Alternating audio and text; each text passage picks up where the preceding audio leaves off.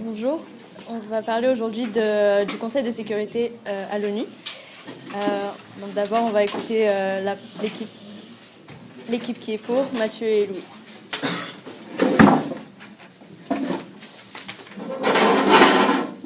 Bonjour à tous, avec Louis et moi, nous allons vous parler de tous les aspects en faveur du Conseil de sécurité de l'ONU. D'abord, je vais vous retracer un peu l'histoire de celui-ci, pourquoi il a été créé. Donc d'abord, il a été créé en janvier 1946, environ 6 mois après la création de l'ONU. Il est actuellement composé de 5 membres permanents et de 10 réélus tous les 2 ans. Il est actuellement aussi présidé par l'Azerbaïdjan. Selon la Charte des Nations Unies, il a la responsabilité du maintien de la paix et de la sécurité internationale. Pour cela, il dispose de différents pouvoirs et de fonctions, qui sont de constater l'existence d'une menace contre la paix, recommander les mesures à prendre, inviter les membres à les appliquer aussi des sanctions économiques et des sanctions qui n'appliquent pas la force armée. Et enfin, en dernier recours, des mesures d'ordre militaire contre un agresseur. Donc, le Conseil de sécurité de l'ONU, c'est un peu la pierre angulaire du système de sécurité de l'ONU. Le Conseil est au milieu de tous les grands problèmes qui ont lieu sur la scène internationale. C'est le lieu où toutes les sanctions telles que les embargos, les interventions militaires qui vont être appliquées à l'encontre d'un pays sont prises. C'est le moment où 5 des plus grandes puissances mondiales et 10 autres échangent, décident sur ce qu'il y a de mieux pour différentes situations, que ce soit la menace nucléaire iranienne, les différentes guerres civiles ou les conflits existants. Donc le Conseil est un lieu de discussion qui permet d'éviter à des pays de prendre des décisions trop rapides. Donc, selon l'article 24 de la Charte des Nations Unies, le Conseil de sécurité a la responsabilité du maintien de la paix. Pour arriver à ses fins, il peut utiliser plusieurs méthodes citées dans différents articles du chapitre 7 de cette même charte. Donc, en premier, on retrouve d'abord des mesures provisoires, conformément à l'article 40 du chapitre 7, comme par exemple la Révolution 1479, qui décide de créer pour une période de 6 mois une mission des Nations Unies en Côte d'Ivoire, dans le but de faciliter la mise en œuvre de l'accord Linas-Marcoussis. Cet accord a été signé en France c'est un accord pour faire arrêter la guerre civile qu'il y avait en Ivoire dans les années 2000. En utilisant l'article 40, l'ONU a mis au point un programme dans une période déterminée pour faire appliquer un accord qui visait à mettre terme à la guerre civile ivoirienne.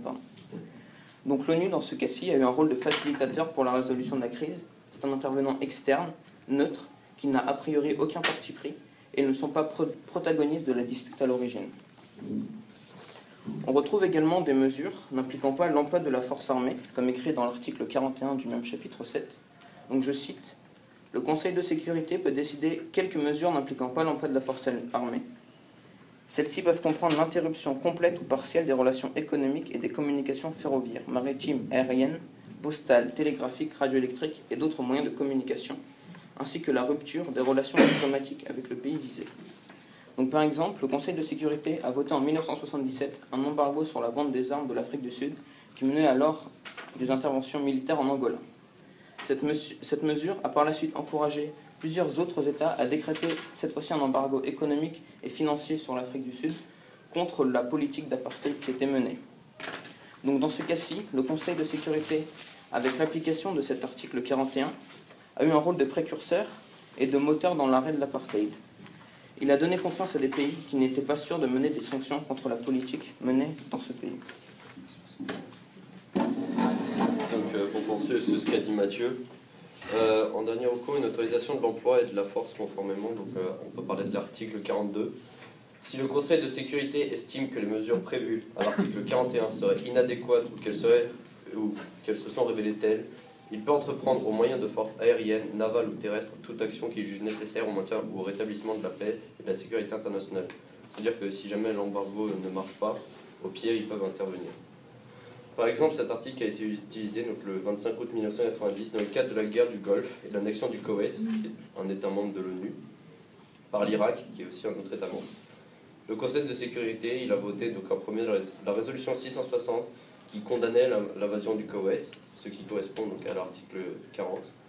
Ensuite, le Conseil de sécurité vote la résolution 661 qui décrète un embargo international sur les produits irakiens.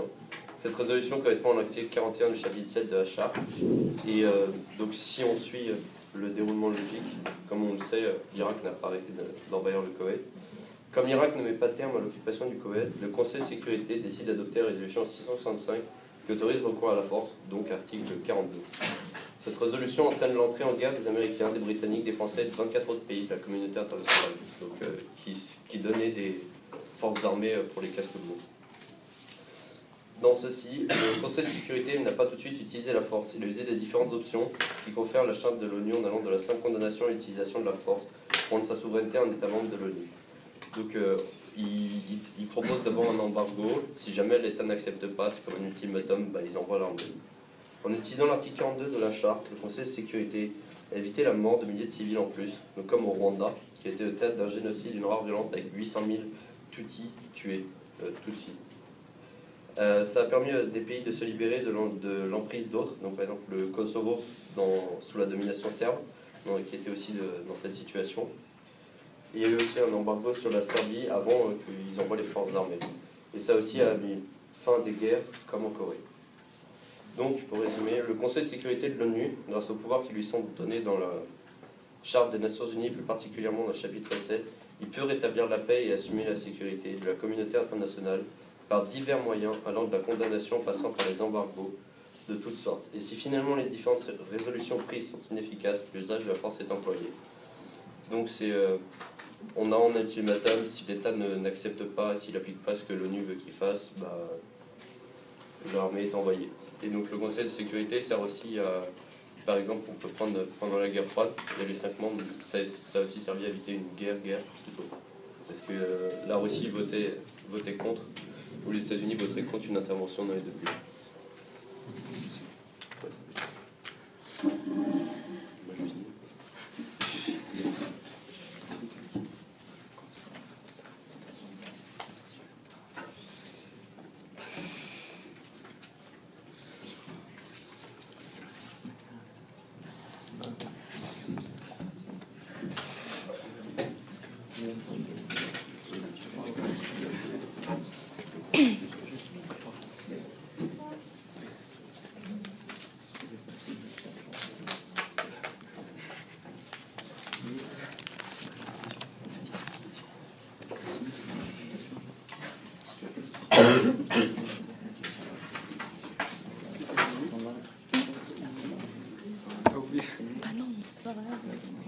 C'est ton travail.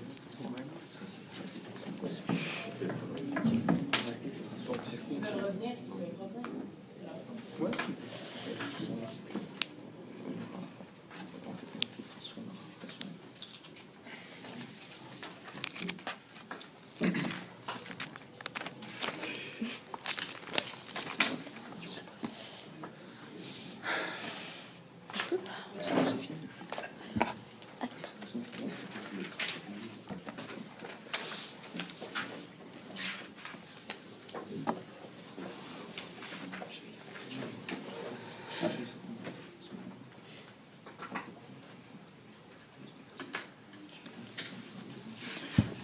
Donc on va maintenant passer à la partie adverse, la partie contre, Jamal et Marvin.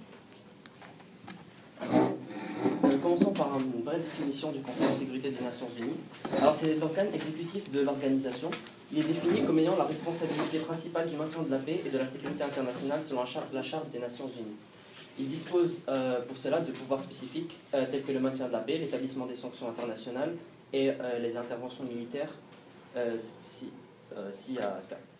Certaines décisions, appelées résolutions du Conseil, ont une force exécutoire sur l'organisation, c'est-à-dire que les membres de l'organisation ont pour devoir d'accepter ces résolutions et de les appliquer. Donc, la première session du Conseil de sécurité des Nations Unies s'est tenue le 17 janvier 1946 et depuis sa création, il est composé de 5 membres permanents, les États-Unis, l'Union soviétique, le Royaume-Uni, la France et la République de Chine. Ce sont les principaux vainqueurs de la Seconde Guerre mondiale et ils représentaient à ce moment-là la majorité de la population mondiale. En comptant les empires coloniaux, ils représentaient environ 50% de la population mondiale. Or, aujourd'hui, il y a un gros problème de représentativité. La représentativité des 5 membres permanents était incontestée lors de la création des Nations Unies à la sortie de la guerre. Or, aujourd'hui, avec la vague de décolonialisation entre 1940 et 1960, la progression démographique de l'Asie, de l'Afrique et de l'Amérique latine, la stagnation parallèle de l'Union soviétique puis de la Russie et la stagnation de la France et des Royaumes-Unis, même avec les 1,3 milliard de Chinois, ces membres permanents représentent en 2006 30% de la population mondiale, avec 20% seulement pour la Chine. Donc la composition permanente du Conseil ne représente plus le monde actuel démographiquement parlant. Cette situation explique aussi pourquoi une large partie des États membres, depuis les années 1970, contestent, sinon l'existence des États membres, le choix des États membres actuels. Des puissances émergentes ou émergées déjà, comme l'Afrique du Sud, l'Algérie, l'Allemagne, le Brésil, l'Égypte, l'Inde, l'Indonésie, le Japon, le Nigeria ou l'Italie veulent tous faire partie des membres permanents. Maintenant, il en est de même pour la répartition géographique des membres non permanents, car la bascule démographique et le changement géopolitique font que certaines régions sont sous-représentées. On a par exemple l'ensemble Asie-Afrique qui représente 65% de la population mondiale pour seulement 50% des sièges des membres non permanents, alors que l'Amérique latine représente 10% de la population mondiale et qu'elle n'a seulement 20% des sièges, qu'elle a 20% des sièges non permanents. Enfin, avec l'article 24 de la Charte, l'article 24 de la Charte définit que le Conseil de sécurité des Nations Unies, il définit le Conseil de sécurité comme, il définit comme ça, afin d'assurer l'action rapide et efficace de l'organisation, ses membres confèrent